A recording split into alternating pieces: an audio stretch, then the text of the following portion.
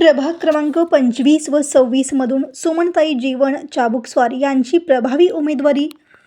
प्रभाग क्रमांक 25 आणि 26 मधून अनुसूचित जाती राखीव जागेसाठी सुमनताई जीवन चाबुकस्वार यांची उमेदवारीची इच्छा व्यक्त केली आहे।